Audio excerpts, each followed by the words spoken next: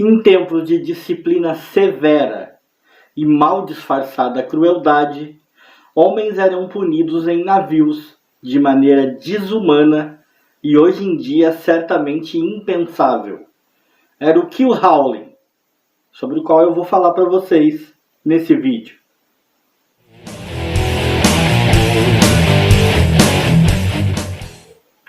O kill hauling foi um tipo de punição corporal praticadas entre o século 17 e 18. Oficialmente falando, ela era praticada apenas pela marinha holandesa, mas isso de maneira oficial, porque na prática era bem mais difundida do que isso e não tinha nacionalidade. A crueldade em geral não é uma coisa que tem nacionalidade, né? Crueldade é uma coisa do ser humano, não importa de onde ele vem, não importa o país de origem dele, né?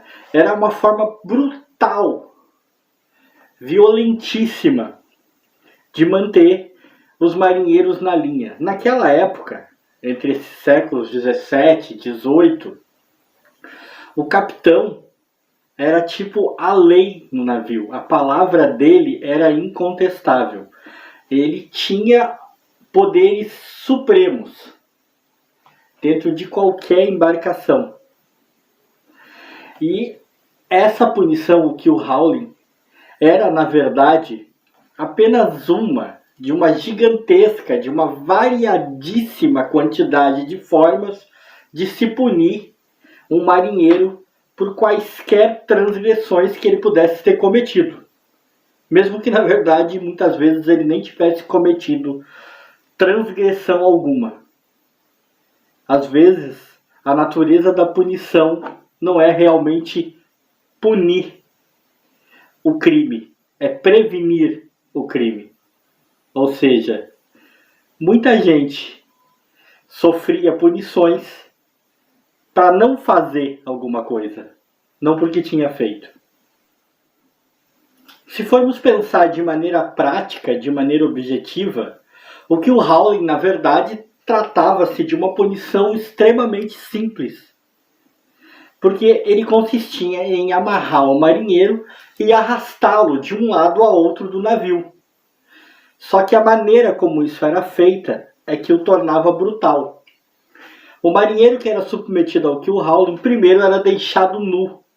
Depois ele era amarrado para que não pudesse nadar, porque sim, ele não era arrastado de um lado ao outro do navio ali pelo convés.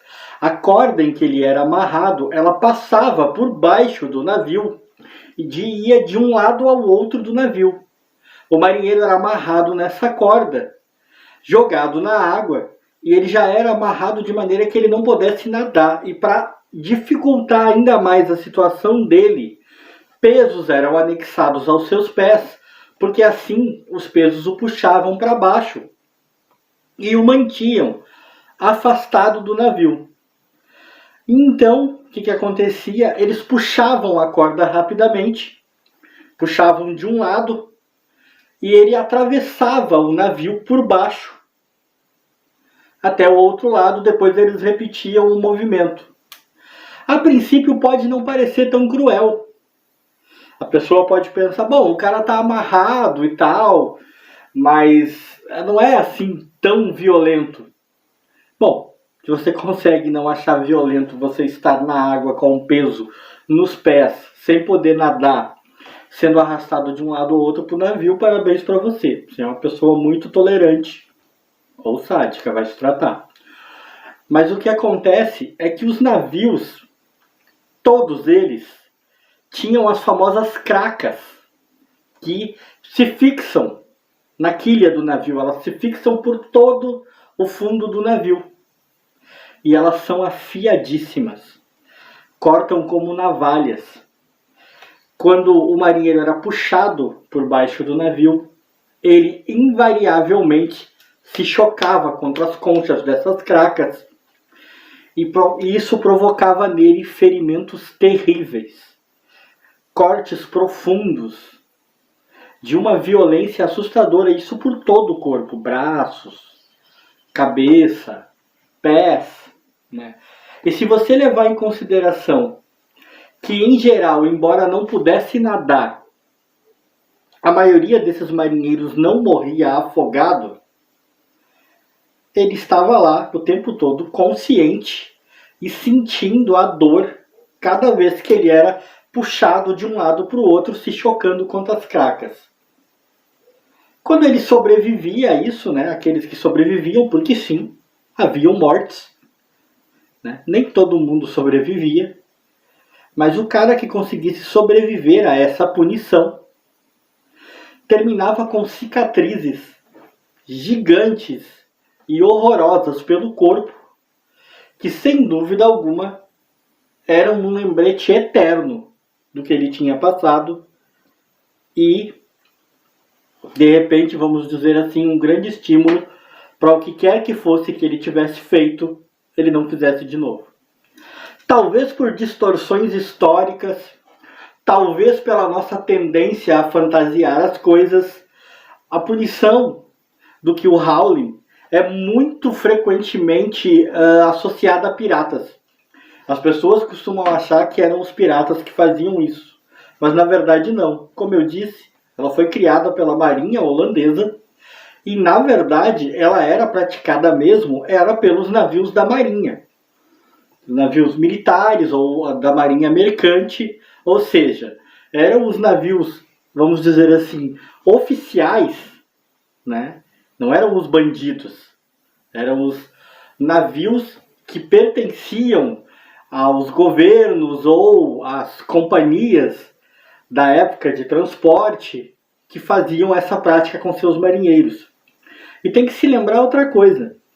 A ideia do que o Howling era evitar motins e roubos, né? Fazer com que os marinheiros não quisessem nem se amotinar, nem roubassem nada.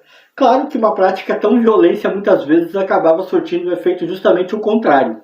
Muitas vezes os caras revoltados, aí sim que se amotinavam, aí sim que saqueavam e roubavam. Mas em geral isso funcionava. Até porque naquela época, entre os séculos 17 e 18, nem todo mundo que estava no navio estava lá porque queria. Tem essa questão também. Os caras não eram voluntários. Eles não estavam lá porque tinham ganhado um emprego. Muitos deles eram simplesmente sequestrados e levados ao navio e obrigados a viver no navio. Não tinham escolha. Entendeu? Não assinou um contrato. Não arrumou uma vaga. O cara simplesmente foi sequestrado, jogado no navio. Não, agora essa é a sua vida.